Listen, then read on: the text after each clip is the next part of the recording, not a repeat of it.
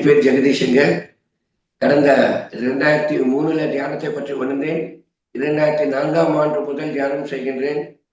ஆன்மீக வளர்ச்சிக்காக, ஆன்மீக முன்னேற்றத்திற்காக, ஆன்மீக பலன் பெற சாதனைகள் புரிந்து நாம் எவ்வளவு சாதனை செய்கின்றோம் என்பதை விட அந்த சாதனையின் பலன்கள் நாம் எவ்வாறு பெறுகின்றோம் என்பதை உணர வேண்டும்.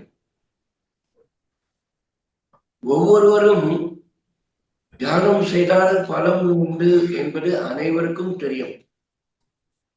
ஆனால் அந்த தியானத்தின் மூலம் நாம் பெறும் அந்த சக்திகளை நாம் தக்க வைத்துக் கொள்ள வேண்டும் என்பதை உணர வேண்டும்.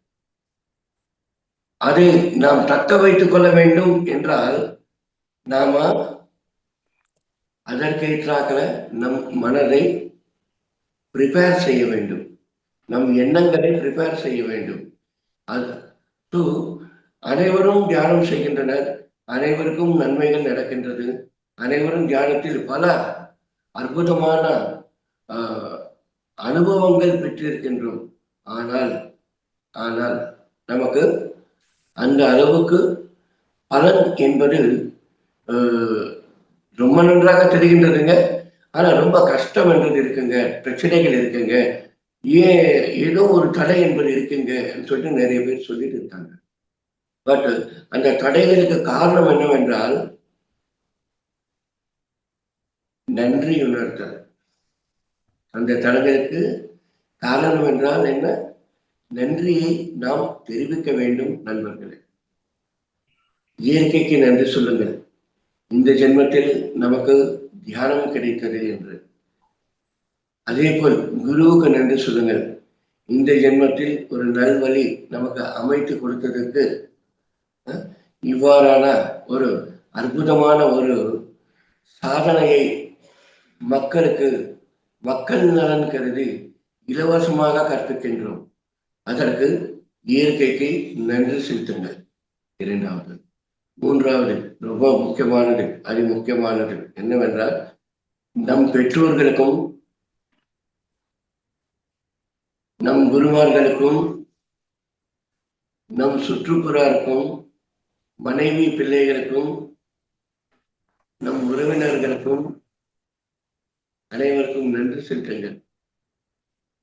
ஏனென்றால் இவர்கள் மூலம்தான் நாம் அந்த ஞானத்தை பெறுவோம் என்பது உணருங்கள். இவர்களுக்கெல்லாம் நன்றி செலுத்தும் பொழுது இவர்களின் மூலம் எந்த ஒரு இடையூறும் நமக்கு ஏற்படாத நண்பர்களே. நமக்கு தீங்கு செய்பவனுக்கு நன்றி செலுத்துங்கள். ஏனென்றால் அவனின் மூலம் ஒரு ஞானத்தை பெறுவதற்கு நமக்கு வழி கிடைத்தது என்று உணருங்கள். அதை விட்டுவிட்டு நாம அவன் மீது கோபம் கொள்வது, அவனுடன் சண்டை பெறுவது தேவையற்ற செயல்பாடுகள். நன்றி என்பது ரொம்ப முக்கியமானது வாழ்க்கையில. 84 லட்சம் வகையான ஜீவராசிகளில் உன்னதமான பிறவி மானிட பிறவி. இப்பிறவி எடுத்துள்ள நாம் எதற்காக பிறவி எடுத்திருக்கின்றோம் என்பது நமக்கு தெரியாதுங்க. ஆனா இப்பிறவியில் நாம் எதை அடைய வேண்டும் என்று நாம் உணர வேண்டும். அதை அனைவருக்கும் எடுத்துணர்த்த வேண்டும். ஓகே, கஷ்டங்கள், துக்கங்கள், பிரச்சனைகள், நோய்கள், தேவையற்ற பிரச்சனைகள், தேவையற்ற விஷயங்கள் அனைத்தும் நம்மை நாடி வந்து கொண்டேதான் இருக்கும். ஏனென்றால் மனிதன் என்றால் மாயையில் வாழ்பவன் என்று பொருள். அந்த மாயையிலிருந்து விடுபடதான் மனிதன் பிறவியே எடுத்திருக்கின்றான். பிறகு இப்பிறவியில் நாம் அந்நிலையை அடைய வேண்டும் என்றால் தியானம் ஒன்றே சரியான வழி. நாம் எப்பொழுது தியானம் செய்ய வேண்டும் என்றால் 24 மணி நேரம் நாம் விழித்துக் கொண்டிருந்தால் அந்த 24 மணி நேரம் தியான நிலையில் தான் இருக்க வேண்டும். பதட்டம், படபடப்பு, கோபம், ஆவேசம், அதன் பிறகு குறுகிய மனப்பான்மை, எண்ணங்களில் தெளிவு வேண்டும், பார்வையில் தெளிவு வேண்டும், நம் புரிதலில் தெளிவு வேண்டும். அனைத்து விஷயங்களிலும் அனைத்து செயல்களிலும் நாம் விழிப்புணர்வுடன் செயல்பட வேண்டும், வாழ வேண்டும். இதுதான் மனிதன் வாழ வேண்டிய வழி நெறிமுறை. எவரையும் எக்காரணத்தை கொண்டும் துன்புறுத்தக்கூடாது. எந்த ஒரு பிரச்சனை எவரிடமும் நாம் பிரச்சனைக்கு செல்லக்கூடாது. அனைவரிலும் அந்த கடவுளை காண வேண்டும், அந்த குருமார்களை காண வேண்டும். அனைவருக்கும் நன்றி செலுத்திக் கொண்டு நாம் நம் முன்னேற்ற பாதையை நோக்கி செல்ல வேண்டும்.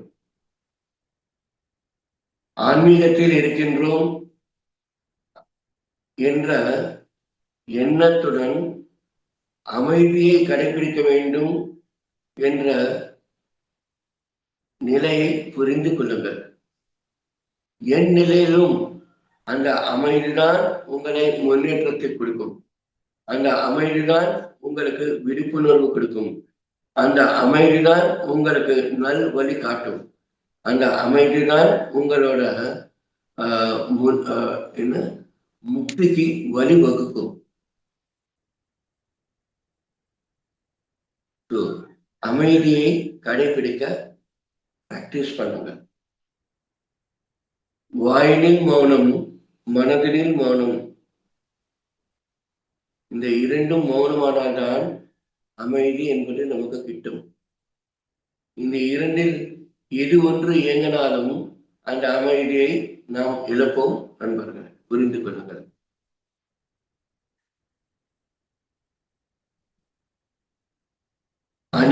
அனைத்திலும் அனைவரிலும் அனைத்து உயிரினங்களிலும் கடவுள் இருக்கின்றார்.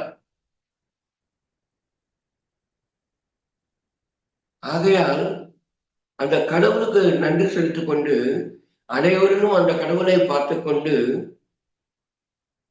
வாழ்வதை பழகுங்கள். அப்பொழுதுதான் வாழ்க்கை சிறப்பிக்கும், வாழ்க்கை புதுப்பிக்கும், எண்ணங்கள் புதுப்பிக்கும், நம் செயல்கள் சிறப்பிக்கும். அனைத்திலும் கடவுள் இருக்கின்றார், அனைவரிலும் கடவுள் இருக்கின்றார் என்பதை உணருங்கள். சொல்லில் தெளிவு இருக்கின்றது. பார்வையிலும் செயலிலும் செயல்பாடுகளிலும் அந்த தெளிவு இருக்க வேண்டும். புரிந்து கொள்ளுங்கள் நண்பர்களே. நான் தியானம் செய்கின்றேன் என்று உங்க போக்குல நீங்க போகக்கூடாது. இது எல்லாமே என்னுடைய சுய அனுபவம் தான் நான் பேசுவது. ஒவ்வொன்றும் சுய அனுபவம் தான். புரிந்து கொள்ளுங்கள். உங்களால் முடியாதது எதுவுமே கிடையாது. உங்களால் அனைத்தும் முடியும். எதையும் சாதிக்கும் வல்லமை கொண்டவர்கள் நீங்கள். அவ்வளவு சக்தி கொண்ட நீங்கள் என்ன செய்கிறீர்கள் என்றால், உங்கள் மீது உங்களுக்கு நம்பிக்கை இல்லாமல் வாழ்ந்து கொண்டிருக்கிறீர்கள். தன்னம்பிக்கையை வளர்த்துக் கொள்ளுங்கள், தெளிவடையுங்கள். தன்னம்பிக்கையை வளர்த்துக் கொள்ளுங்கள், சாதனை புரியுங்கள், அமைதி காக்குங்கள். என் நிலையிலும் அமைதி இருக்க வேண்டும். உயிரே போகிற நிலையை வந்தாலும் சரி, அமைதி காக்க வேண்டும். மானமும் இல்லை, அவமானமும் இல்லை என்று நம் குருமார்கள் நமக்கு போதித்திருக்கின்றனர். அந்நிலையில் இருங்கள். எது நடந்தாலும் நன்மைக்கே என்று புரிதல் நமக்கு வேண்டும். அனைத்தும் நமக்கு ஏதோ ஒன்று கற்பிக்கின்றது என்று பொருள். நாம வாக்கு கொடுத்துட்டோமே அப்படின்னு சொல்லிட்டு தவறு செய்யாதீர்கள். எவரையும் தீங்குபடுத்தாதீர்கள். வாக்கு தவறுனாலும் பரவாயில்லை, என்னை மன்னித்து விடுங்கள், மீண்டும் என்னை நான் நிரூபித்துக் கொள்ள எனக்கு வாய்ப்பு கொடுங்கள் என்று வாய்த்திருந்து கேளுங்கள். இறைவன் கொடுப்பான்.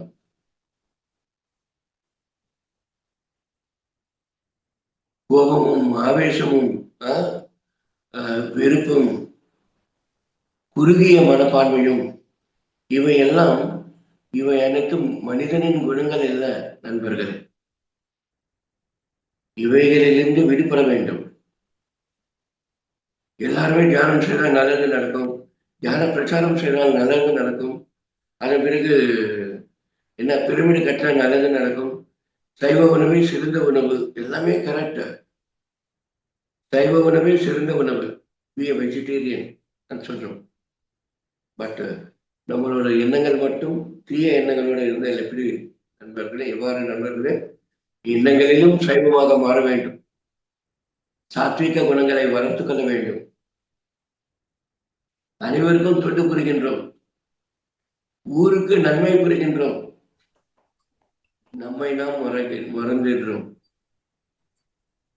ஊருக்கு நன்மை புரிய வேண்டும், நமக்கும் நாம் நன்மைகள் புரிந்து கொள்ள வேண்டும். ஊருக்கு உபகாரியாக இருந்து பிரயோஜனம் இல்லை நண்பர்களே. உங்களை நீங்களும் திருத்திக் கொள்ள வேண்டும், புரிந்து கொள்ளுங்கள். சாதனை செய்தால் மட்டும் புரியாது, போராது. சாதனையுடன் மன தெளிவும் வேண்டும், மன புரிதலும் வேண்டும். அந்த தெளிவடைவதற்கும் புரிதல் பெறுவதற்கும் தியானம் வேண்டும். அந்நிலை அடைய வேண்டும் என்றால் அனைவருக்கும் கிராட்டிடியூட், நன்றி தெரிவித்துக் கொள்ள வேண்டும். எப்பொழுது நீ நன்றி தெரிவித்துக் கொண்டே இருப்பாயோ, இன்றைய தினத்திற்கு நன்றி, இன்றைய இந்நிலைக்கு, இந்த வாய்ப்புக்கு நன்றி, இன்று இந்த சொல்லுக்கு நன்றி, என் மூலமாக மக்களுக்கு தெரிவிக்கும் அந்த இறைவனுக்கு நன்றி, ஓகே, இயற்கைக்கு நன்றி, இயற்கையில் வாழும் அனைத்து ஜீவன்களுக்கும் நன்றி. இந்த மாதிரி நாம் நன்றிகள் தெரிவித்துக் கொண்டே சென்று கொண்டே இருந்தால் நமக்கு வேண்டியது அனைத்தும் நம்மை நாடி வரும். உழைப்பே உயர்வு தரும். தியானம் செய்தால் எல்லாமும் கிடைக்கும்னு சொல்றாங்க. அதுக்காக நீ உழைக்காம பணம் வேணுமெனா எப்படி கிடைக்குங்க? கிடைக்காது. பணம் வேண்டுமென்றால் அதுக்கு வேண்டிய முயற்சி எடுக்க வேண்டும். பலன் வேண்டுமென்றால் அதற்கேற்ற முயற்சிகள் வேண்டும். இடம் ஏவல் பொருள், சமயோசித புத்தியுடன் செயல்பட வேண்டும். நான் நேர்மையாக இருக்கிறேன், நான் நேர்மையாக இருக்கிறேன் என்று சொன்னால் போராடுங்க. எந்த இடத்தில் எவ்வாறு செயல்பட்டால் நாம் வெற்றி பெறுவோம், அதைதான் இடம் ஏவல் பொருள் என்று கூறுவார்கள். வியாபாரத்தில் இடம் ஏவல் பொருள் வேண்டும். பொய்யே வியாபாரம் கிடையாதுங்க. ஆனால் வியாபாரத்தில் சில பலன்கள் நாம் பெற வேண்டும் என்றால் சிறு சிறு பொய்களை நாம் பயன்படுத்த நேரிடும். அவரில்லை, நான் நேர்மையாக இருக்கின்றேன், நான் கரெக்ட், நான் பர்ஃபெக்ட் சொன்ன அப்படியே தான் இருக்கணும். நீங்களும் நல்லா இருக்கணும், உங்கள் சார்ந்த அனைவரும் நன்றாக இருக்க வேண்டும், நீங்கள் பார்த்து கொண்டிருக்கும் அனைவரும் நன்றாக இருக்க வேண்டும். அனைவரிலும் அந்த ஆண்டவனை காணுங்கள், அனைவரிலும் அந்த தெய்வத்தை காணுங்கள், அனைவரிலும் உங்கள் பெற்றோர்களை, கூட பிறந்தவர்களை காணுங்கள், அனைவரிலும் மனைவி பிள்ளைகளை காணுங்கள், அனைவருக்கும் நன்றி புரியுங்கள், அனைவருக்கும் தொண்டு புரியுங்கள். நன்றி இல்லாமல் தொண்டு இல்லை என்பது புரிந்து கொள்ளுங்கள். நன்றி செலுத்துவதே தொண்டு செய்வதுதான். தொண்டு செய்வதில் தான் நன்றி இருக்கின்றது நண்பர்களே. எதிர்பார்ப்பின்றி சேவை புரிதல் என்பதுதான் சேவை. எதிர்பார்த்து செய்தால் அது எவ்வாறு சேவையாகும்? அது சுயநலமாகும். புரிந்து கொள்ளுங்கள். அனைத்திலும் அனைவரிலும் தெய்வம் இருக்கின்றது. தெளிவடையுங்கள்.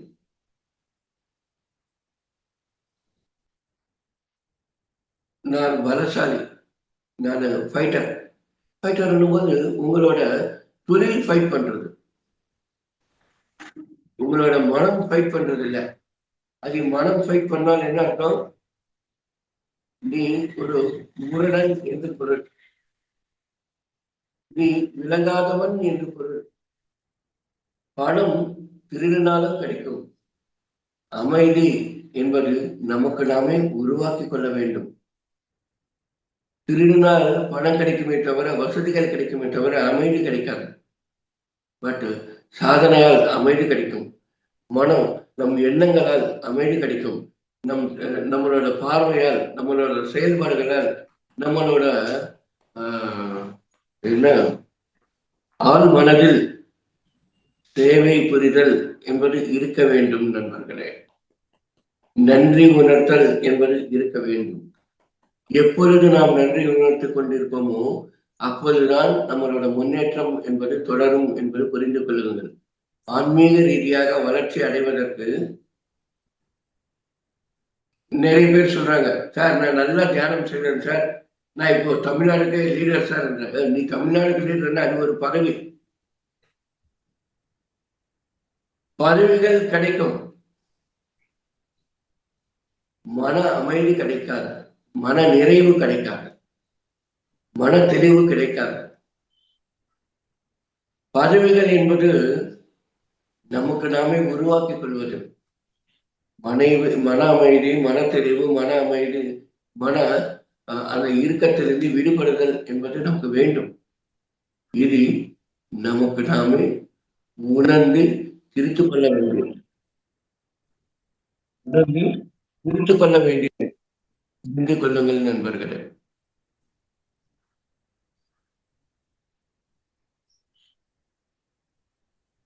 அனைவரிலும் அனைத்திலும் அனைவரிலும் அனைத்திலும் நமக்கு சார் போட்டோ தெரியுதா சார்? లేదు சார், இல்ல சார், தெரியல சார். என்ன தெரியல, வீடியோ வரல சார். சடனா போச்சு. எஸ் சார், நீங்க பேசுங்க சார். ఆడియో கொடுங்க சார். ஒரு நிமிஷம். Yes sir. వచ్చింది சார், వచ్చింది. Yes sir. Yes sir. அனைவரிலும் அனைத்திலும் தெளிவு வேண்டும். அந்த தெளிவு உங்களிடம்தான் இருக்கின்றது என்று புரிதல் வேண்டும். அப்பொழுதுதான் நீங்கள் அனைத்திலும் தெளிவடைவீர்கள். அனைத்து விஷயங்களிலும் அந்த அமைதி காப்பீர்கள். எங்கு அமைதி இருக்கின்றதோ அங்கு ஆரோக்கியம் இருக்கும். எங்கு அமைதி இருக்கின்றதோ அங்க தெளிவு இருக்கும். எங்கு அமைதி இருக்கின்றதோ அங்கு ஞானம் இருக்கும். எங்கு அமைதி இருக்கின்றதோ அங்கு இறைவன் இருப்பான். எங்கு அமைதி இருக்கின்றதோ அங்கு யோகிகள், மகான்கள், ரிஷிகள், தேவர்கள், முனிவர்கள், சாதகர்கள் அமைவார்கள். எங்கு அமைதி இருக்கின்றதோ அங்கு அந்த இரையாற்றல் என்பது ஒட்டிக்கொண்டே இருக்கும். பிரமிட் அமைத்தால்தான் 3 மடங்கு எனர்ஜிஸ் கிடையாது. உங்களோட எண்ணங்கள் மூலமாக 3 மடங்கு இல்லைங்க 30 மடங்கு எனர்ஜிஸ் நீங்க பெற்றுக்கொண்டே இருக்கலாம். அவ்வளவு சக்தி வாய்ந்தவன் மனிதன்.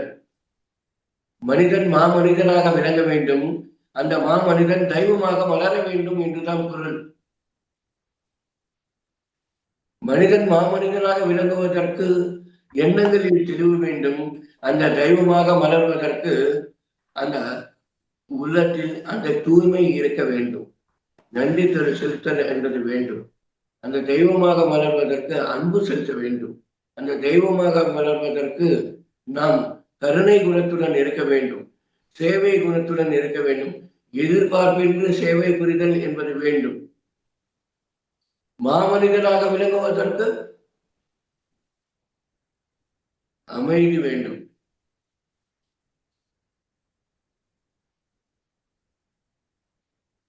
நிதானம் வேண்டும்.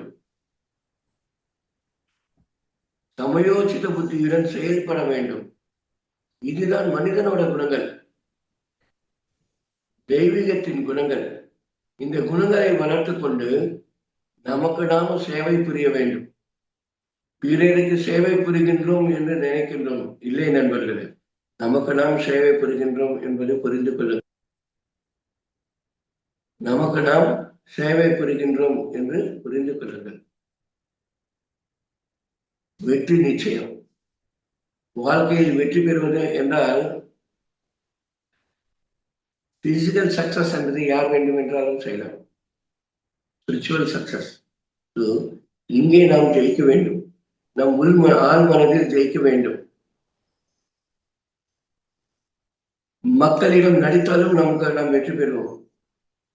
மக்களிடம் நடித்தாலே நாம் வெற்றி பெறுவோம்.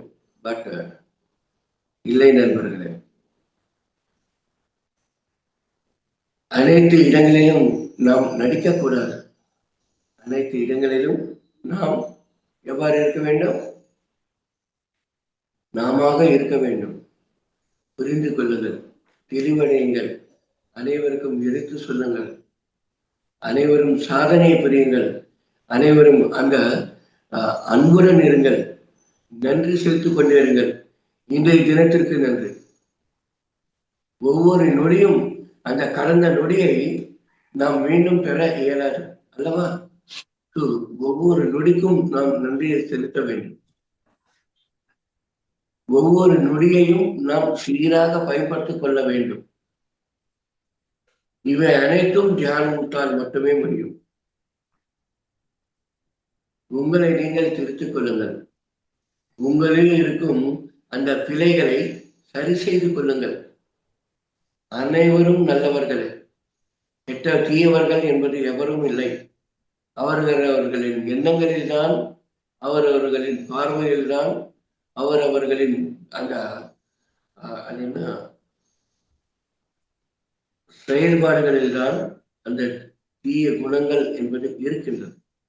அந்த சின்ன சின்ன மாற்றத்தை ஏற்றுக்கொண்டு ஆன்மீக வளர்ச்சி அடையுங்கள். இதுதான் ஆன்மீகம், இதுதான் சத்தியம், இதுதான் பத்ரிஜி கடைபிடித்தது, இதுதான் நாமும் கடைபிடிக்க வேண்டியது. Teaching is best way of learning சொல்றாங்க.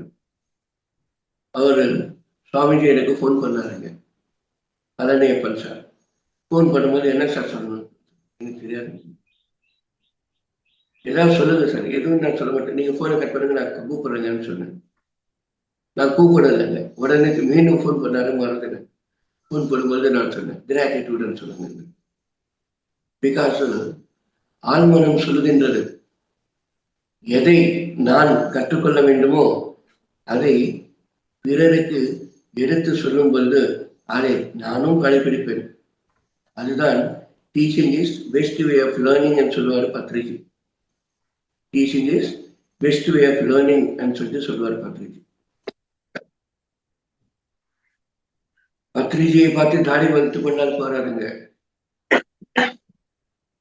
மனதில் தெளிவு வேண்டும், வார்த்தையில் தெளிவு வேண்டும், செயல்முறைகளில் தெளிவு வேண்டும். எனக்கு 3 தினங்களாக காய்ச்சல், எந்திக்க முடியல. வரீங்களா சார்? உங்களுக்கு தான் சார் டெஸ்ட். ஓகே சார், நீங்க தான் சார் பண்ணுங்க. Okay sir. இயற்கை ஏதோ கற்பிக்கின்றது. ஓகே, இயற்கை சொல்றதை கற்றுக்கோ. இப்போ உங்களுக்கும் கற்பிப்போம், நானும் கற்றுக்கொள்வேன். என்னோட டீச்சிங்ல நான் உங்களுக்கு சொல்வதை அனைத்தும் அது எனக்கு நான் சொல்லிக் கொண்டது என்பது புரிந்து கொள்ளுங்கள். எனக்கு என்னென்ன வேண்டுமோ, நான் எதை எதை உணர்ந்தேனோ, நான் எதையெல்லாம் கடைபிடிக்க வேண்டும் என்று நினைக்கின்றேனோ அதை தான் நாம் கிளாஸாக சொல்ல வேண்டும். அப்பொழுதுதான் நாம் அதை கடைபிடிப்போம். புரியுதா? This is the secret of spirituality. This is the secret of spirituality. புரிந்து கொள்ளுங்கள். எனக்கு தெரிஞ்சதை நான் எடுத்து சொல்லியிருக்கேன். நான் எதை கடைபிடிக்கணும் என்று நினைக்கின்றேனோ அதை உங்களுக்கும் கற்பித்திருக்கின்றேன். புரிந்து கொண்டு உங்களில் இருக்கும் அந்த பிழைகளை திருத்திக் கொண்டு அன்புடன் அமைதியுடன் ஆனந்தமாக வாழுங்கள். வாழ்க்கையில் சம்பாதனையும் வேண்டும், சம்சாரமும் வேண்டும், வியாபாரமும் வேண்டும், சரியான சுற்றுப்புறத்தையும் நாம் உருவாக்கிக் கொள்ள வேண்டும், சரியான மாநிலத்தை உருவாக்க வேண்டும், சரியான நாட்டை உருவாக்க வேண்டும், சரியான உலகை உருவாக்க வேண்டும். அனைத்திற்கும் நாமே பொறுப்பு என்பது புரிந்து கொள்ளுங்கள். என்னை போல் பல பேர் இதற்காக உழைக்கின்றனர். அனைவருக்கும் நன்றிகள். எத்தனையோ குருமார்கள் இதற்காக உழைக்கின்றனர். அனைவருக்கும் நன்றிகள். எத்தனையோ யோகிகள், மகான்கள், ரிஷிகள், தேவர்கள், முனிவர்கள் இதை கடைபிடிக்கின்றனர். இதை அனைவருக்கும் எடுத்து சொல்கின்றனர். அனைவருக்கும் நன்றி. இதே போல் நாம் இங்கு பேசிக் கொண்டிருக்கின்றோம். நம்முடன் எத்தனையோ குருமார்கள் ஆஸ்டராக இதை கேட்டுக்கொண்டிருக்கின்றனர். அவர்களுக்கும் நன்றியை தெரிவித்துக் கொள்ளுங்கள். Okay, thank you very much sir. Thank you sir. மிக்க மிக்க நன்றி சார். சார், உங்களுடைய உடல் உபாதையிலையும் வந்து பேசுனீங்க. ரொம்ப ரொம்ப நன்றி சார். மிகச்சிறந்த முறையில் எடுத்துரைத்தீங்க. ரொம்ப நன்றி சார். அதுக்கு ரொம்ப ரொம்ப நாங்கள் கடமைப்பட்டுள்ளோம் சார். நான் ஒரு 5 to 10 minutes நமது நண்பர்களுடன் உரையாற்றுகிறேன் சார். ஒரு சில கருத்துக்கள். ரொம்ப தேங்க்ஸ் சார். சார் நீங்களும் கொஞ்சம் இருங்க சார். யாராவது இருக்காங்களா கேள்வி கேட்கிற மாதிரி? இல்ல சார், இதோ கேட்குறேன் சார். நண்பர்களே,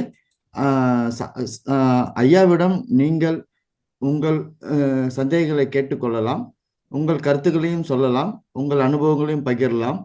நீங்கள் கையை உயர்த்தினால் நான் அன்மியூட் கொடுக்கிறேன். சார், கேள்விகள் மட்டும்தான். Yes sir. நண்பர்களே, ஐயா கூறியது போல் உங்களுடைய சந்தேகங்களை மட்டும் கேட்டு தெரிந்து கொள்ளுங்கள். நேரத்தின் அருமை கருதி முன்வாருங்கள். சந்தேகங்கள் இருந்தால் கையை உயர்த்தலாம். நான் அன்மியூட் கொடுக்கிறேன். ஐயாவின் உடல்நிலை கருதி ஒருவரின் கேள்வி பல பேருக்கு பதிலாக மாறும். நண்பர்களே, நம்மிடம் கேள்விகள் இருந்தால் மட்டும் போராடுங்கள். அந்த கேள்விக்கு விடை பெற வேண்டும் என்பதை உணருங்கள். அனைவரும் நிறைய பேர் என்ன பண்றாங்கன்னா, கேள்விகள் மட்டும் கேட்கின்றனர். பட் அதனோட கேள்விகள் இருக்கும், பட் கேட்கவும் கூச்சப்படுகின்றன. மனிதனுக்கு இருக்கக்கூடாது 2 விஷயங்கள். ஒன்று கூச்சம் இருக்கக்கூடாது, 2 பயமும் இருக்கக்கூடாது. கூச்சமும் பயமும் மனிதனை அழித்துவிடும். ஸோ அந்த கூச்சமும் பயமும் இல்லாமல் வாழ்வதற்கு முயற்சி செய்யுங்கள். அதுதான் உண்மையான வாழ்க்கை. வாழ்க்கை என்றால் ஏதோ ஒன்று வாழ்வது கிடையாதுங்க. எவ்வாறு வாழணும் என்பது, எவ்வளவு சிறப்பாக வாழ்கிற வேண்டும் என்பதை புரிந்து கொள்ளுங்கள். சிறப்பாக வசதியுடன் வாழ்வது இல்லைங்க, மனநிறைவுடன் வாழ்வது. Okay sir, thank you very much.